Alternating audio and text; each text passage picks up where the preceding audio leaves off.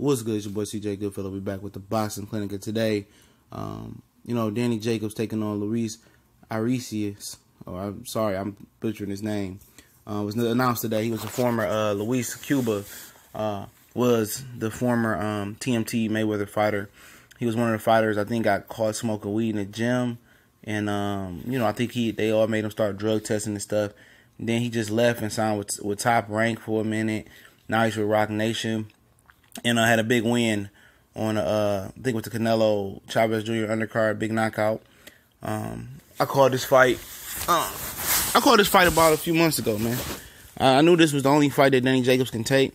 Before I get into the reaction to the press conference, for the simple fact, there was nobody in the top 10 that was available. David Lemieux was pretty much promised the Cotto fight because he turned to he turned to Billy Joe Saunders fight now. Billy Joe Saunders don't want to fight Danny Jacobs.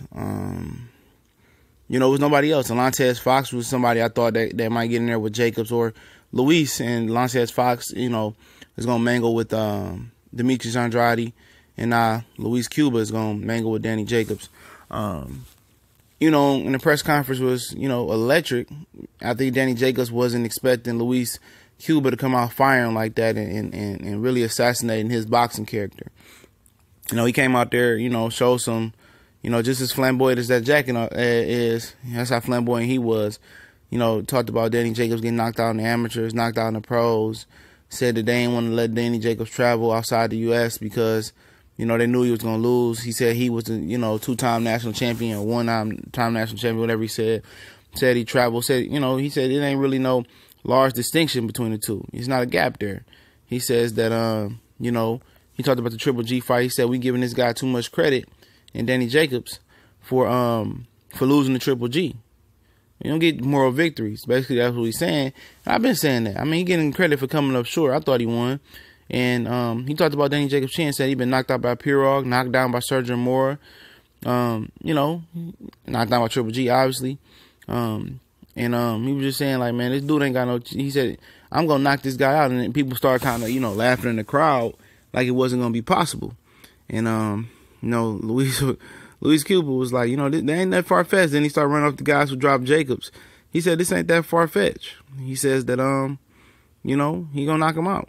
And, he just kept talking, just talking shit. I don't think Jacobs took it back. He didn't, I don't have to say he didn't expect that, but he didn't really expect that. Jacobs took it back. I'm going to leave the press conference link in the description so I can look at it. It had a little static. Hopefully they fixed that. But, Luís went off on his ass, man. Saying y'all giving this dude moral victories for losing the Triple G, and that's some shit I've been saying, man. He seems like he's ready. John David Jackson in his corner. This is his opportunity. And, it is what it is. Danny Jacobs got up there, said he was shocked that, Luís came up there talking that shit. He said, that took me back. He said, I thought we was going to have a nice little press conference, take pictures, be cool. He says he wasn't expecting that, and neither was I.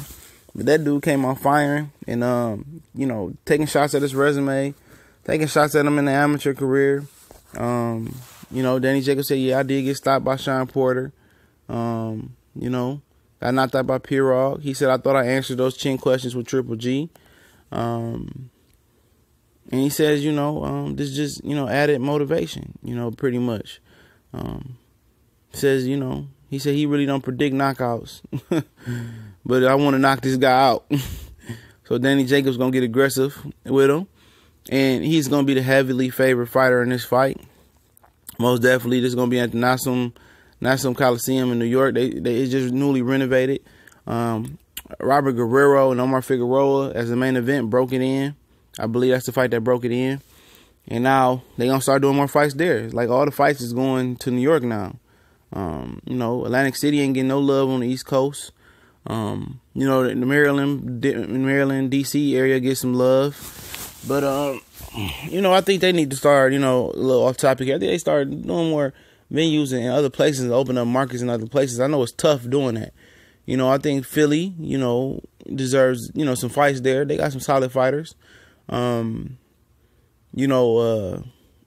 different places. You can, especially down there for the Cubans, man. You could do something in Miami.